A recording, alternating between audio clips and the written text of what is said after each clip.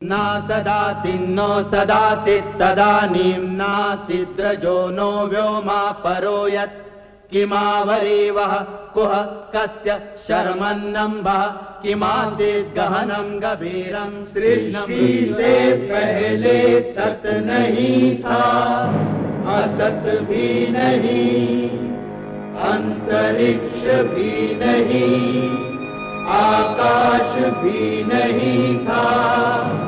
छिपा था क्या, कहाँ, किसने ढका था? उस पल तो अगम अतल जल भी कहाँ था।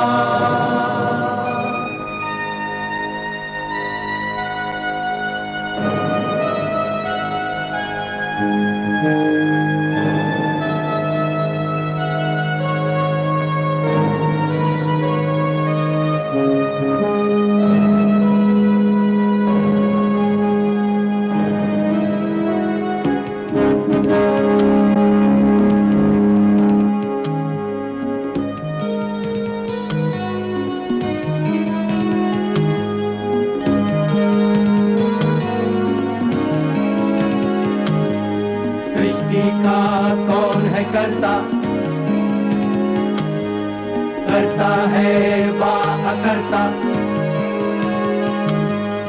ऊंचे आकाश में रहता, सदा अध्यक्ष बना रहता, वही सचमुच में जानता या नहीं भी जानता है, किसी को नहीं पता, नहीं पता, नहीं है पता, नहीं है पता।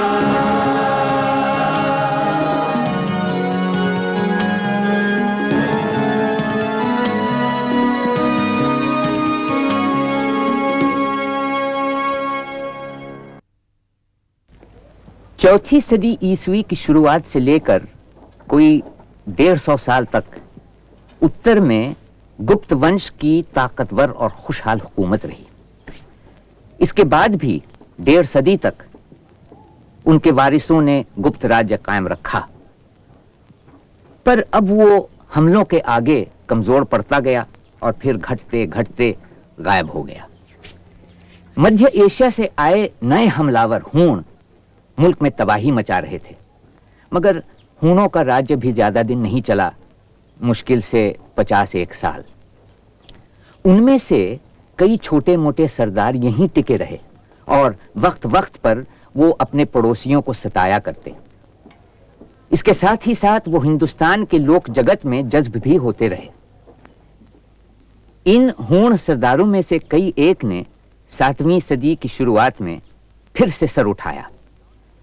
कन्नौज के राजा हर्षवर्धन ने उन्हें कुचलकर पूरे उत्तर और मध्य भारत में एक ताकतवर राज्य की स्थापना की। हर्षवर्धन कवि और नाटककार थे और उन्होंने अपने इर्द गिर्द कवियों और कलाकारों का अच्छा खासा हल्का जमा कर रखा था, जिससे उनकी राजधानी उज्जैनी फिर से एक तहजीबी मरकज बन गई।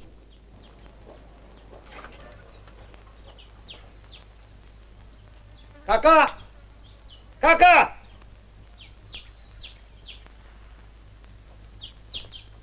हर्षवर्धन के राजकवि बाण भट्ट की लिखी जीवनी हर्षचरित से हमें हर्ष के बारे में काफी जानकारी मिलती है। थानेश्वर का रहने वाला बाण भट्ट एक वैदिक ब्राह्मण का बेटा था।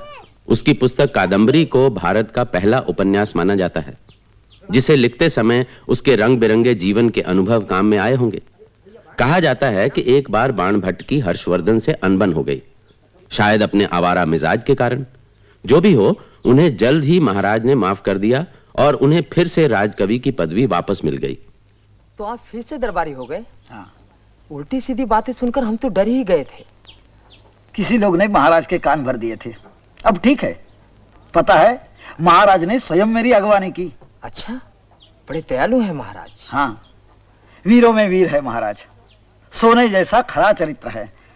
भैया बाण, आप तो महाराज के इतना निकट रहते हैं, दरबार के रीति रिवाज जानते हैं, महाराज की कथा ही सुनाइए।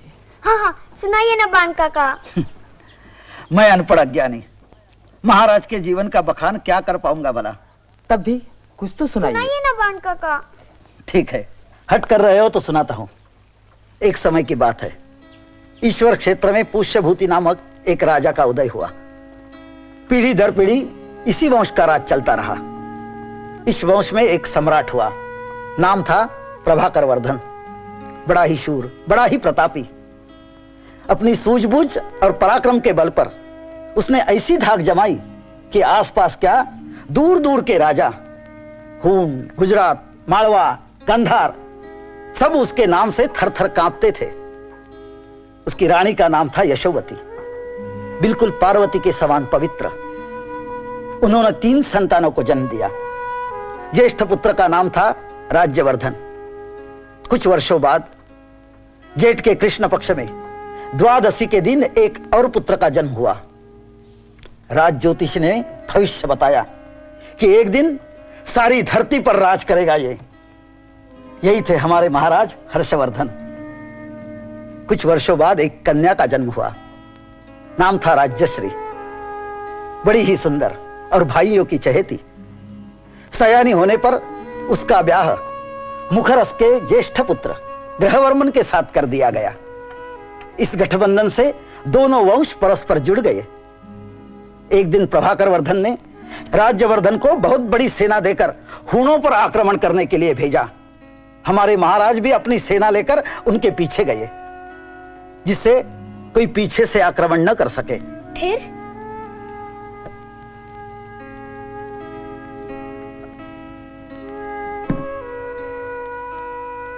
एक दिन महाराज हर्षवर्धन को समाचार मिला कि उनके पिता गंभीर रूप से बीमार है। दौड़े दौड़े वापस आए। बड़ा विचित्र दृश्य देखा। कहीं कोई द्रविड़ कपाल आहुति देकर रक्तजीवी पिशाच को सिद्ध करने लगा है, तो कहीं लोग अपना ही मांस देवी पर चढ़ा रहे हैं। राम राम करके किसी तरह वे महाराज के पास पहुंचे।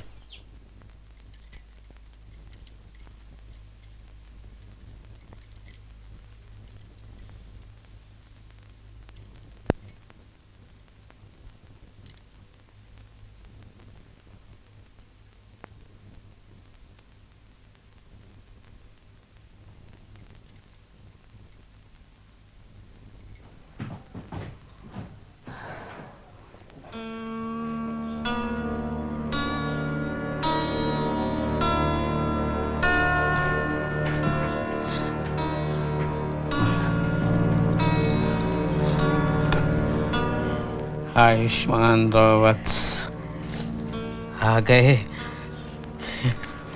कितने दुर्बल हो गए हो तुम। भांडी, तुमने हमारे बच्चे का ध्यान नहीं रखा। ना, लेटे रहिए महाराज। क्या करूं महाराज, रास्ते पर युवराज ने अन्न का एक दाना भी मुंह में नहीं डाला। नहीं, ध्यान रखना चाहिए था। अब तो सारे राजपाट का बोझ तुम्हारे कंधों पर है वत्स। अस्तु, अब तुम आ गए हो तो हम शांति से मर सकते हैं। ना, अशुभ ना कहें, महाराज बहुत दिन तक जिएंगे। नहीं, अब तो जाना ही है। ये वैद्यराज व्यर्थ ही इतनी कड़वी औषधियां पिलाए जा रहे हैं। नहीं, पहले हर्ष भोजन कर लें, उसके बाद हाल देखा है इनका। आप पानी पीजिए महाराज, मैं युवराज को भरपेट भोजन कराता हूँ। लीजिए। नहीं, नहीं,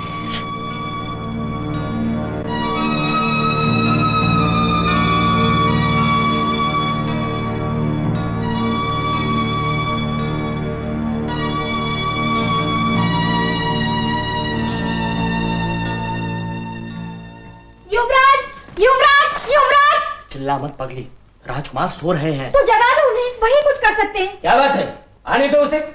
युवराज, महारानी, महारानी, युवराज। क्या महाराज? नहीं, महाराज जीवित हैं, फिर भी महारानी ने संकल्प कर लिया है। वो किसी की नहीं सुन रही। अब आप ही कुछ कीजिए महाराज। संकल्प?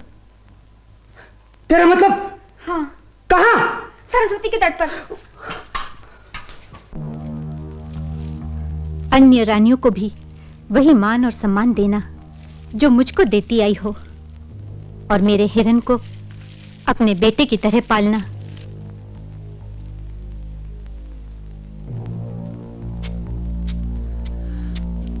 माँ, माँ, ये क्या कर रही हो माँ? हमें छोड़कर चली जाओगी? महाराज के जीते जी?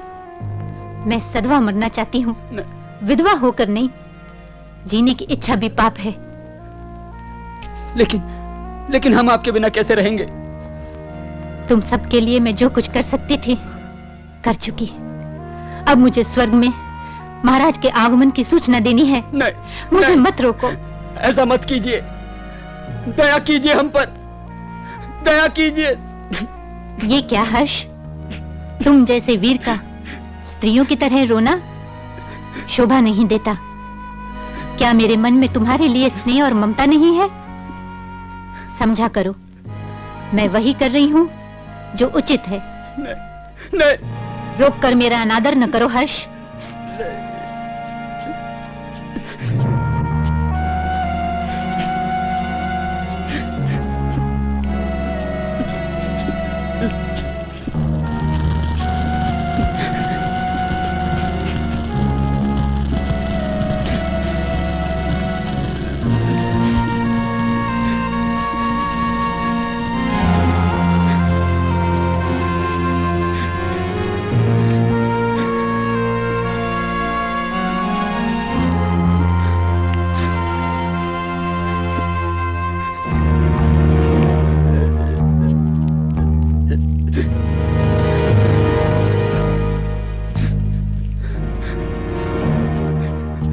पति की मृत्यु के साथ ही पत्नी के रीति अनुसार आत्महत्या करने की ये तारीख में पहली मिसालों में से एक है। इस प्रथा को बाद में सती होने की गलत उपाधि दी गई। इस तथाकथित सती प्रथा का कुलीन वर्ग में काफी चलन हुआ, जिससे उनकी शान बढ़ी। सती प्रथा सामंती नजरिए का एक पहलू था, जिसमें स्वामी के प्रति समर्पण परम गुण था। इस व्यवस्था में स्त्री का दर्जा पहले से भी पस्त हो गया।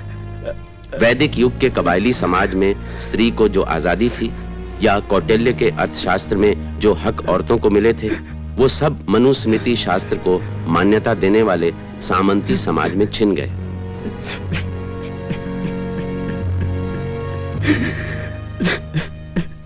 सती कभी भी एक आम रिवाज नहीं था, मगर ऊंचे वर्गों में कहीं कहीं ऐसी घटनाएं होती रहीं। शायद ये प्रथा शाका समाज की देखा देखी में फैली, जिनके यहाँ राजा की मौत पर रानियां, सामंत और नौकर अपनी जानें कुर्बान कर देते। और महारानी सती हो गई, जैसे चंद्रमा सूर्य में समा गया हो। महारानी ने स्वर्ग में महाराज के आगमन की सूचना दी।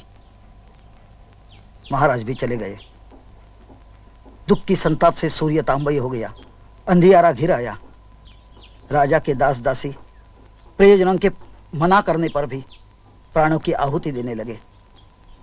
कोई पर्वत की चोटी से कूद गया, कोई अग्नि की भेंट हो गया, तो किसी ने घास फूस की शैया लेकर भूख से मर जाने की ठान ली।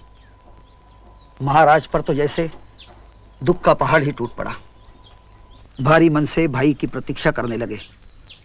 मन में विचार आया, आनी जानी होनी से राजा के कर्तव्य से मुंह न फेर लेना। दुख अपने है तो साम्राज्य का गौरव भी अपना ही है। जैसे तैसे परीक्षा की घड़ियां बीती और राज्यवर्धन वापस आ गए। कैसा सुना सुना लग रहा है। हम दोनों अनाथों जैसे बैठे हैं। राज्यश्री को मालूम है ये? सूचना तो भेजी है। हर्ष, मेरी बात को ध्यान से सुनना और विरोध न करना। कहिए। ये राज्य सिंहासन तुम संभाल लो। ये क्या कह रहे हैं आप? आपकी वापसी तक संभालना था, सो किया। पिताजी के मरने से मेरे भीतर कुछ टूट गया है। मेरी प्रतिभा, मेरे उत्साह को घुन लग गया है। मेरा पराक्रम थक कर चूर हो गया है। शासन और सत्ता के नाम से मुझे डर लगने लगा है। मुझसे कोई भूल हुई है क्या? या मेरी किसी बात से कष्ट पहुंचा है, या किसी ने कान भर दिए हैं आपके? नहीं, ऐसा नहीं है। तो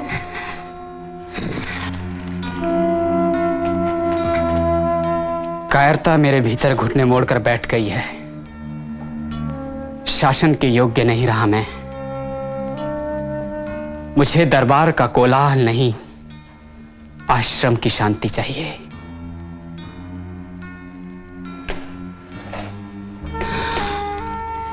ये राज्य मैं तुम्हें सौंपता हूं हर्ष।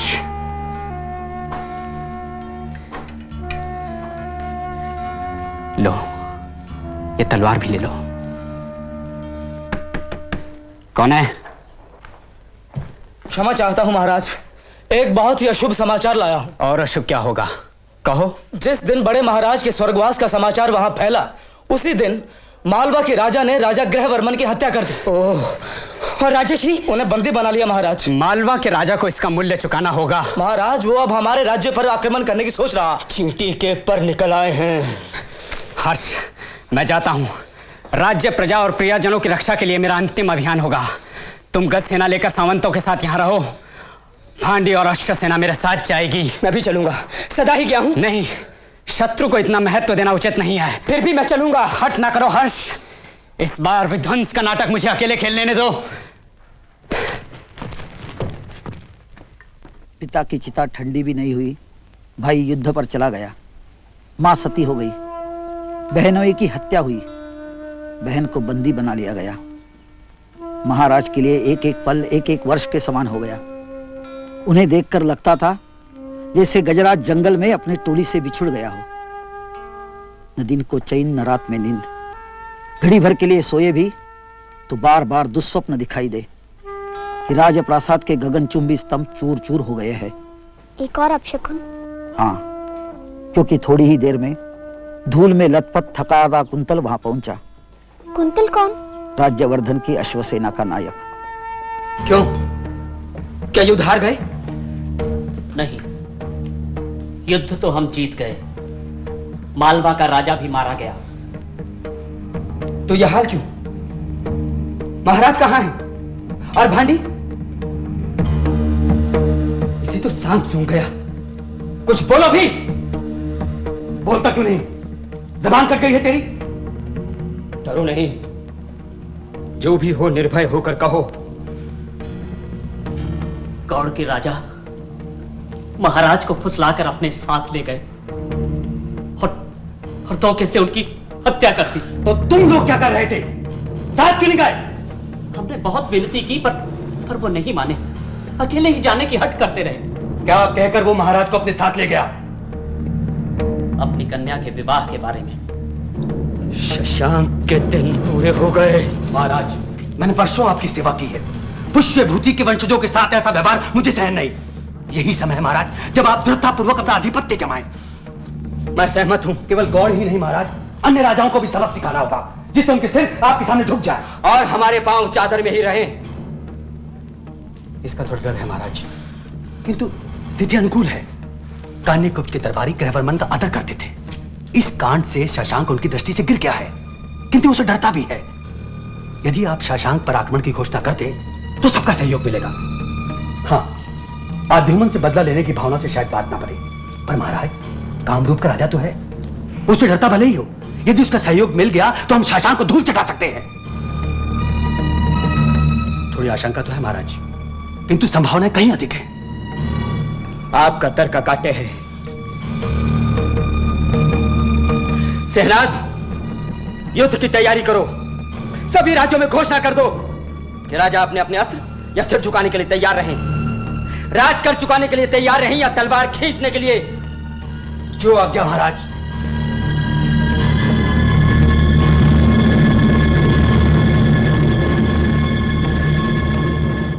इसके बाद महाराज का दुख हृदय से छलक आया। देर तक आंखों से गंगा जमुना बहने लगी। दुख मनाने का भी समय नहीं।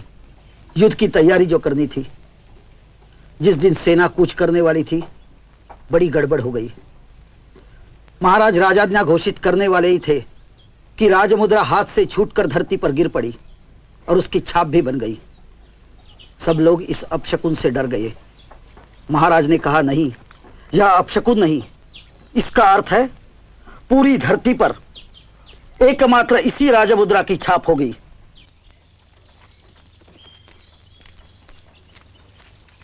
महाराज की जय हो। छितरे हुए दल मिल गए? रात तक मिल जाएंगे महाराज, सवेरे कूच कर सकेंगे। रात की अपेक्षा तो काफी सुधार है। हाँ महाराज। महाराज, अग्रचर ये सूचना लेकर आया है कि कुछ ही दिनों में भांडी मालवा की लूट के साथ यहाँ पहुंचने वाले हैं। कुछ हाथी हाथ में आए? हाँ महाराज, बहुत से। अच्छा है, अच्छा है। और कुछ? महाराज, अंधेपुर के स्थान को लेकर दो राजाओं में कहासुनी हो गई है। कोई समझा इन्हें? मौज मस्ती के लिए आए हैं यहाँ? ठीक है, जाओ। महाराज, कामरूप के राजा भास्कर वर्मन का दूत आया है। बुलाइए उसे। जो आ गया महाराज। लगता है अपनी योजना सफल होगी।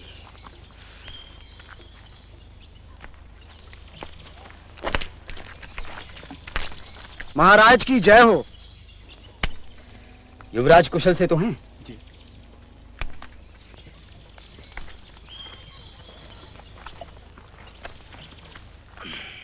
अरे इतने उपहार, इनकी क्या आवश्यकता थी? महाराज सकुशल हैं, अपना संदेश वंश वस्त्र में सजाकर भेजा है। वाह, सचमुच बहुत सुंदर है। आराध्य देव के सिरमौर के योग्य कहो। क्या संदेश लाए हो?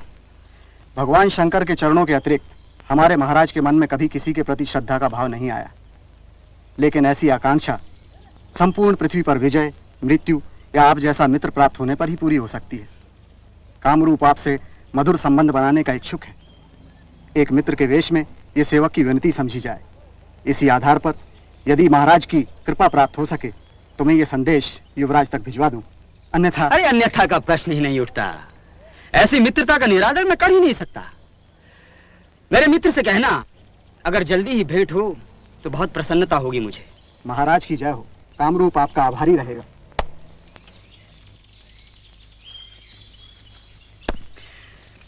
भास्कर वर्मन जैसे घमंडी को मेरा स्वामित्व स्वीकार करने में बहुत कष्ट पहुंचा होगा। शशांक का भय ही उसे यहाँ ले आया। महाराज, अब हमारे राह में कोई बाधा नहीं है, बस भांडी की प्रतीक्षा है। अब कई कठिन परीक्षाएं महाराज की प्रतीक्षा कर रही थी। भांडी ने मालवा के लूट के साथ यह समाचार भी लाया कि राजश्री बंदी गृह से भागकर विंध्याचल की जंगलों में भटक गई है। फिर महाराज ने भांडी को गौड़ पर आक्रमण के लिए भेज दिया और स्वयं निकल पड़े राजश्री की खोज में। कई दिनों बाद एक बौद्ध भिक्षु और एक गण की सहायकता से उस समय मिली जब वो सती होने जा रही थी।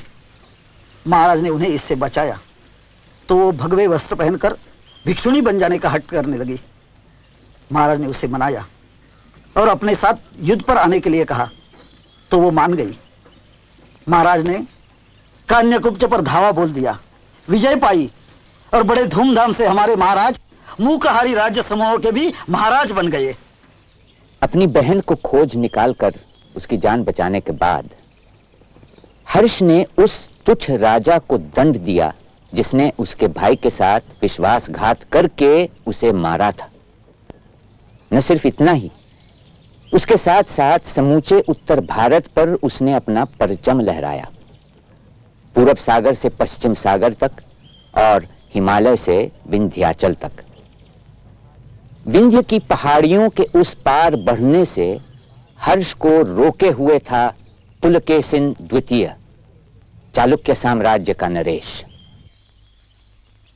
बाण भट्ट का हर्ष चरित खत्म होता है हर्ष के विजय अभियान पर। हर्ष आसपास के कमजोर रजवाड़ों को जीतकर एक विशाल साम्राज्य की स्थापना करना चाहता था, लेकिन उस समय की आर्थिक और राजनीतिक परिस्थितियों में ऐसा संभव नहीं था।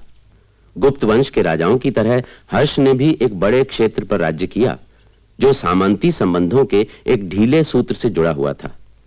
हर्ष अक्सर अपने राज्य का दौरा करता, वो हर गतिविधि पर नजर रखता और प्रजा की सुनवाई करता। अपने राज के आखिरी दिनों में उसने अपना ज्यादातर समय पड़ावों में ही बिताया।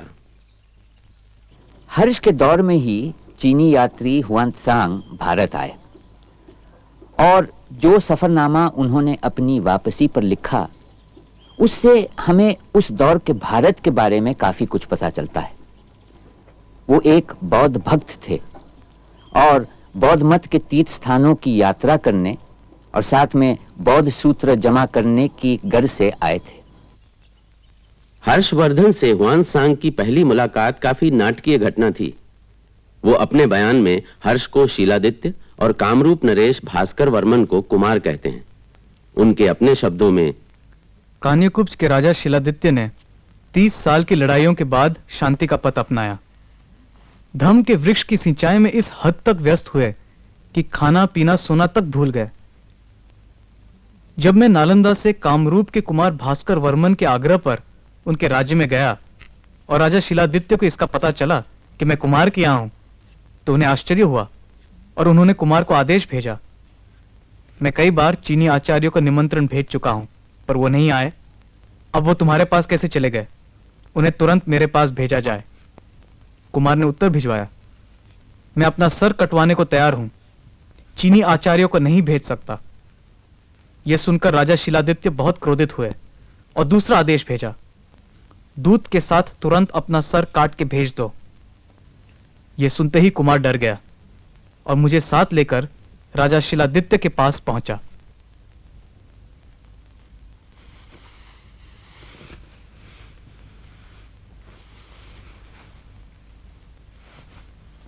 आचार्य, आपके शिष्य ने आपसे कई बार यहां आने की प्रार्थना की थी, आप आए क्यों नहीं? मैं दूर देश से चलकर भगवान बुद्ध के धम्म की खोज में आया हूं, योग भूमि शास्त्र का अध्ययन करने।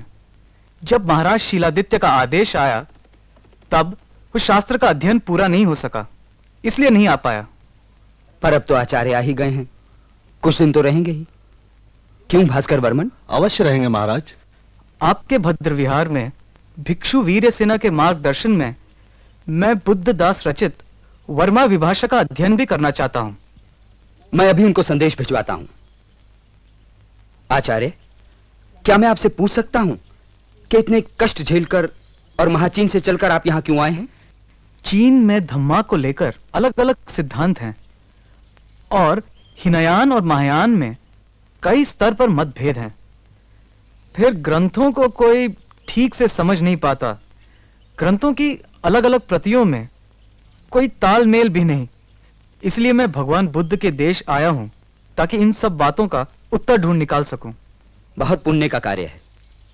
आचार्य, आपके देश महाचीन के बारे में आपके शिष्य ने सुना है कि सिंध राज्य के महाराज की प्रशंसा में कई गाने और नृत्य नाटक प्रचलित हैं। ये सिंध के राजा कौन हैं और उनके क्या गुण थे कि उन्हें इतनी मान्यता मिली और वो देवपुत्र कहलाए? मेरे देश में जो राजा प्रजा की रक्षा करता है और पाप को दंड देता है, उसकी शान में गाने लिखे जाते हैं। आप जैसे गुणी आचार्य को राज्य से बाहर जाने की अनुमति कैसे मिली? अनुमति नहीं मिली। मैं तो कुछ लोगों की सहायता से चुपके से बाहर निकल आया, पर मुझे विश्वास है मेरे अध्ययन चिंतन को ध्यान में रखकर महाराज मुझे क्षमा कर देंगे। मैंने सुना है कि आचार्य ने एक शास्त्र लिखा है जिसमें महायान मत की प्रधानता को विस्तार से समझाया गया है। क्या यह शास्त्र आपके पास होगा? जी है।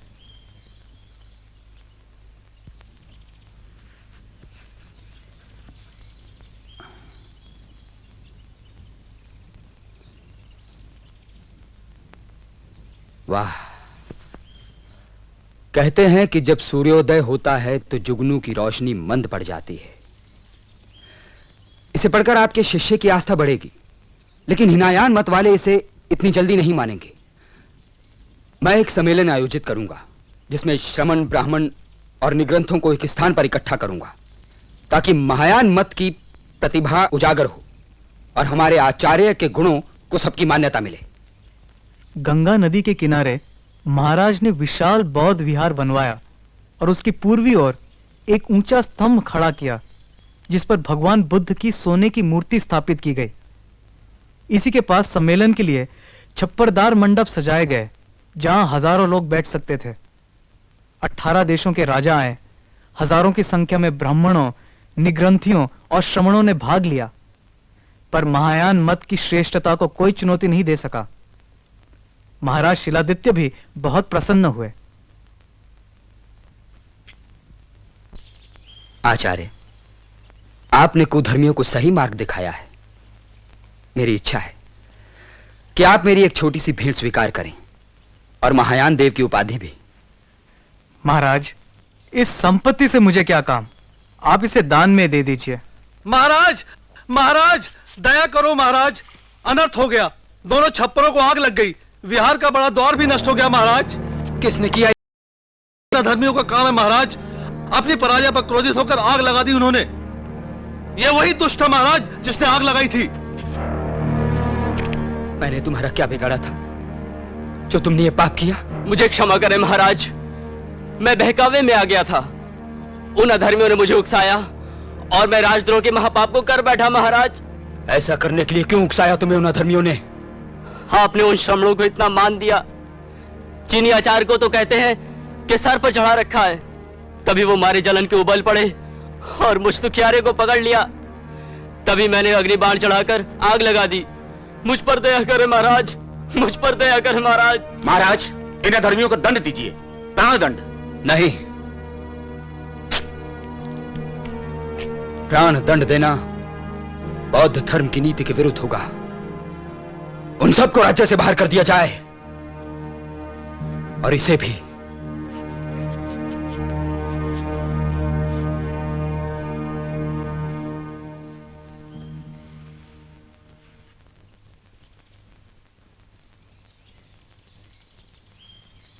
आचार्य, मैं जिस कार्य को अमर बनाना चाहता था वो एक पल में ही नष्ट हो गया। महाराज, ये आग हमारे सिद्धांत की पुष्टि करती है। विरोधियों का कहना है कि सभी कुछ शाश्वत है, स्थायी है, पर छप्पर ने जलकर यह सिद्ध किया है कि सभी कुछ नश्वर है, अस्थायी है। आप सही कहते हैं आचार्य। मैंने त्याग के विषय पर एक नाटक लिखा है, नागानंद, जो मैं प्रायश्चित की नीयत से आपके सामने खेलना चाहूंगा। कुमार जीतवाहन के बारे में है और वो पात्र मैं स्वयं खेलूंगा। आर्य वसुभद्र, आर्य वसुभद्र, आप कहां जा रहे हैं? मित्र वसु की मां महारानी जी ने दी है आज्ञा, कांचुकी ले जाया करो 10 दिनों तक लाल वस्त्र मलयवती और जामाता के लिए। राजपुत्री मलयवती ससुराल में है और सुना है मैंने कि जीतवाहन युवराज मित्र वसु के संग गए हैं समुद्र तट देखने। अब समझ में नहीं आता कि राजकुमारी के पास जाऊं या जामाता के। राजकुमारी के पास ही जाइए, क्योंकि हो सकता है जामाता भी वहीं आ जाए। ठीक सलाह दी है तुमने, लेकिन तुम कहां जा रहे हो? मैं? मुझे महाराज विश्ववसु ने आज्ञा दी है। सुनंद, जाओ मित्र वसु से कहो कि दीपावली के दिन नए चंद्र के उदय उत्सव पर हम जामाता और मलयवती को कुछ उपहार देना चाहते हैं। इसलिए मित्र वसु यहाँ आए और उपहारों का चयन करें। अब आप तो जाइए राजकुमारी के पास और मैं चला युवराज मित्र वसु को लेने। शीघ्रता करें कुमार, शीघ्रता। समुद्र में ज्वार के आने का समय हो गया है। तुम्हारा अनुमान ठीक है, क्योंकि ऊंचे जल गजराजों के थपेड़ों से उठे कान फाड़ते इस शोर से पर्वत गुफाएं गूंजती हैं और लगता है ऐसा मानो असंख्य शंखों से बना ज्वार भाटा आ गया। आ ही गया है। हाँ, सचमुच आ गया है। लवंग की पत्तियों को खाए हुए हाथियों और मगरमच्छों की सांसों से सुगंधित समुद्र जल का ये ज्वार रत्नों की चमक से रंगा हुआ सुंदर लगता है। आओ इस रास्ते को जिस पर आ बिखरेगा जल निश्चित ही छोड़ चले और घूमे मलय पर्वत के शिखर पर। मित्र वसु, देखो देखो, शरद ऋतु के कारण सफेद बादलों से घिरी मलय पर्वत की ये चोटियां हो रही हैं शोभायमान हिमालय के समान। कुमार, ये मलय की चोटियां नहीं है, ये तो ढेर है सर्पों की हड्डियों का। ओह, दुख है। कैसे एक साथ मृत्यु को जा मिले? एक ही समय में इनकी मृत्यु नहीं हुई है। सुने कि कैसे निर्जीव हुए हैं ये। बहुत पहले विंता पुत्र गरुड़ हर रोज अपने पंखों की हवा से समुद्र के जल को हटाकर सर्पों को निकालकर पाताल से खाया करते थे। ओह, बहुत बुरा काम करते थे वो। हाँ, फिर? तब सारे नागवंश के नष्ट हो जाने के डर से नागराज वासुकी ने गरुड़ से कहा। क्या कहा? क्या प्रार्थना की कि पहले मुझे खा ले? नहीं नहीं। तब फिर? उन्होंने कहा, भय से आक्रमण के तुम्हारे गिर जाते हैं गर्भ हजारों नागी स्त्रियों के, मर जाते हैं शिशु असमय। इस तरह बहुत अधिक नागों का विनाश होता है। हे गरुड़, यदि सारे नाग नष्ट हो गए तो तुम्हारे ही स्वार्थ की हानि होगी। यदि तुम नागवंश पर आक्रमण न करो तो मैं प्रतिदिन तुम्हारे पास एक नाग भेज दिया करूंगा। ओह, दुख है। एक बड़े संकट से बचने के लिए नागराज ने यह उपाय किया। पक्षियों के राजा ने इसे स्वीकार कर लिया। ऐसी व्यवस्था हो जाने के बाद हर दिन पक्षीराज एक नाग को खाते हैं। उन्हीं की हड्डियों का ढेर है ये प्रतिदिन बढ़ा है, बढ़ता जा रहा है, बढ़ता रहेगा, उज्जवल हिमालय की तरह। अपवित्र वस्तुओं के स्थान कृतघ्न और नश्वर शरीर के लिए मूर्ख पाप करते हैं। कैसी कभी खत्म न होने वाली विपत्ति नागों पर आ पड़ी है। कितना अच्छा हो यदि मैं अपने शरीर का अर्पण कर एक नाग का भी जीवन बचा सकूं।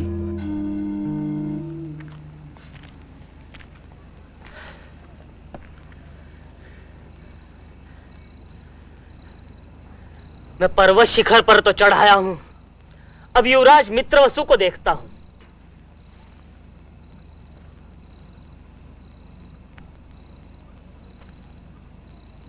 वो रहे युवराज, साथ में जामाता भी है।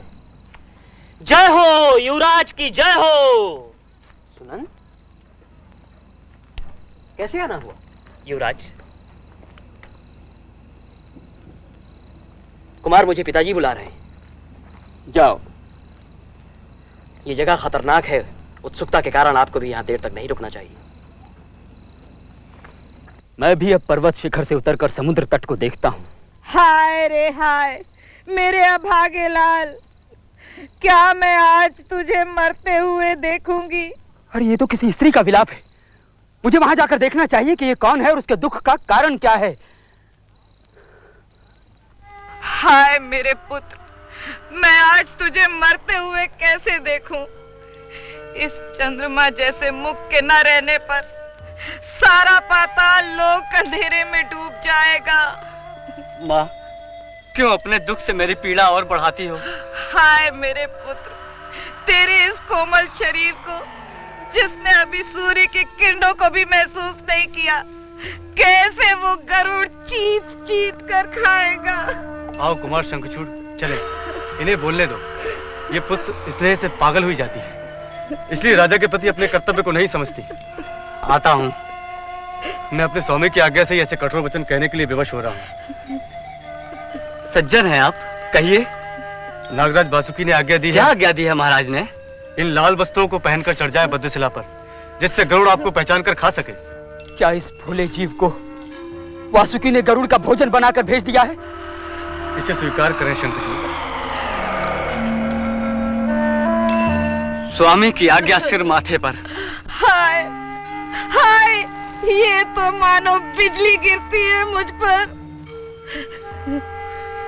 अच्छा, गरुड़ के आने का समय पास ही, मैं शीघ्र ही यहाँ से चला जाता हूँ। माँ, धीरज धर माँ, धीरज धर। आए गरुड़, तेरी क्रूरता। आंसुओं को रोक माँ। इस निर्जन स्थान में किसके आगे रोती है? ये निराशा क्यों है माँ? धीरज धर, धीरज धर। आए दुखी मृत्यु के निकट खड़ा ही, साथ सभी ने इसका छोड़ा। मैं ना करूं यदि इसकी रक्षा, लाभ भला तब क्या इस तन का? अपने पर नियंत्रण रखो माँ।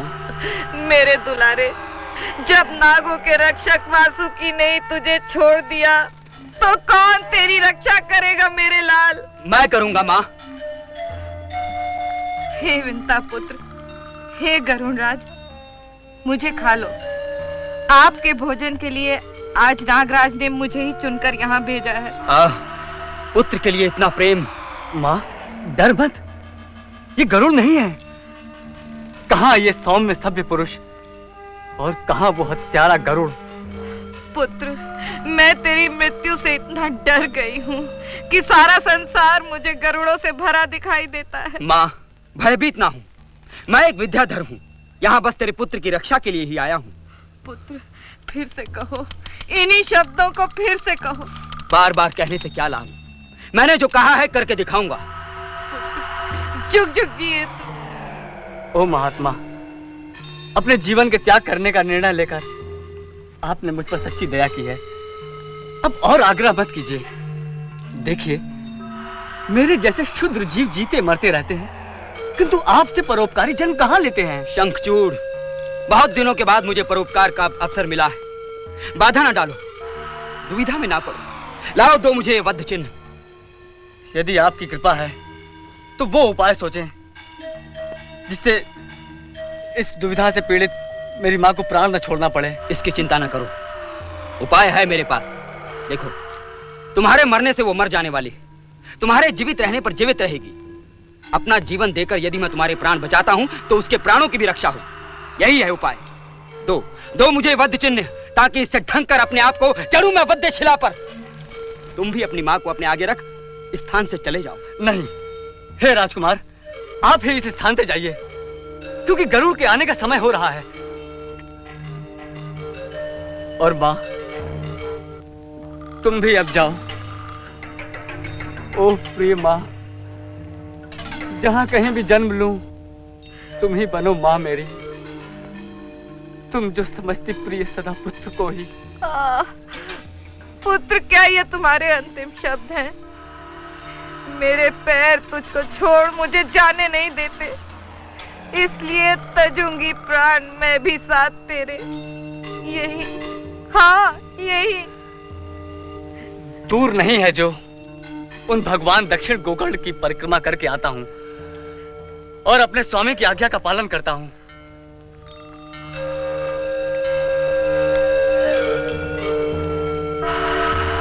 मेरी इच्छा पूरी हो, इसके लिए क्या करूं? ये वस्त्र मित्र वसु की मां ने आपके लिए भेजे हैं, कुमारी ने पहन ले। दो, जाओ, महारानी जी को मेरा सादर प्रणाम कहो। जैसी आज्ञा।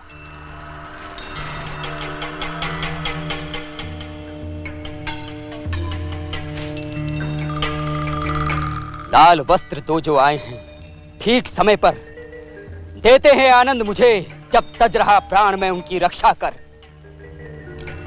मल्य पर्वत की शिलाएं उड़ रही हैं, आ रहा है गरुड़ मानो कह रही हैं, इसलिए आए लौटकर जब तक शंखचूड़, चढ़ूं मैं वध्य शिला पर शीघ्र ही।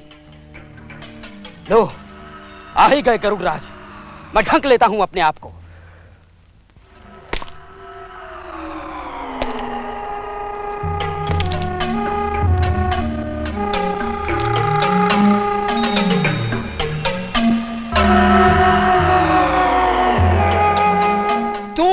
सर्पों की रक्षा के लिए खड़ा है वध शिला पर जो, चीर दूंगा उसकी छाती मैं अचानक। चोंच से अपनी लाल कपड़ों में ढका वो आज ऐसा लग रहा है मानो मेरे डर से उसका हृदय स्थल फट रहा है। बह रहा है रक्त, लथपथ लाल ऐसा हो रहा है। मुझको मेरा भोज ऐसा ही तो सचमुच लग रहा है। आह, चलूं, उसे झपट कर उठाता हूं और खाता हूं।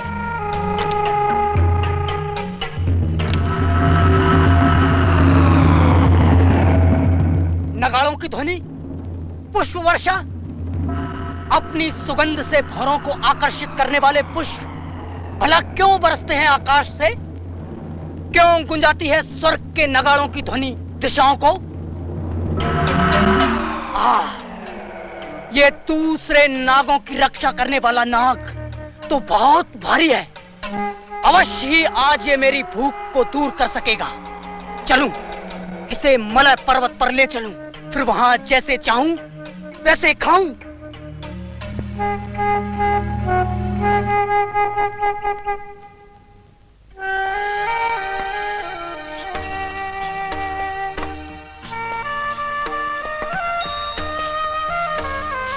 महाराज, मुझे अपने वतन की ओर जाने की अनुमति दीजिए। आचार्य, आपका शिष्य अपने गुरु के समान पूरे संसार में धम्म का प्रचार करना चाहता है, फिर भी आपको वापसी की इतनी उत्सुकता क्यों है?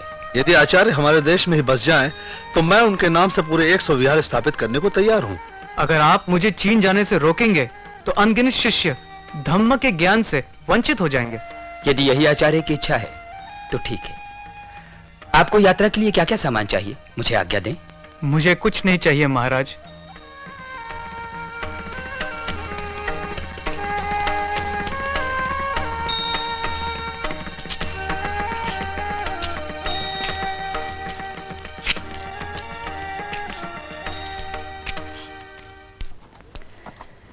भारत में कई बरस बिताकर हुआनत्सांग फिर एक बार उत्तर के पहाड़ पार करके अपने वतन लौटे। रास्ते में वो सिंधु नदी में डूबते डूबते बचे और उनके कई ग्रंथ पानी में बह गए। फिर भी कई एक पोथियों को वो बचा सके जिनके चीनी जबान में अनुवाद में उनकी कई सालों तक मसरूफियत रही। वापसी पर तांग सम्राट ने बड़े उत्साह से उनका स्वागत किया और उन्हीं के इसरार पर हुआनत्सांग का सफरनामा भी लिखा गया।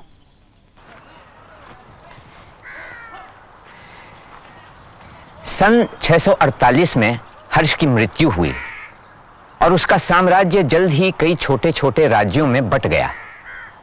उत्तर भारत में एक बड़े साम्राज्य की ये आखिरी मिसाल थी। जब उत्तर भारत कई छोटे रजवाड़ों में बटा रहा तो सत्ता और संस्कृति का केंद्र दक्षिण भारत बन गया।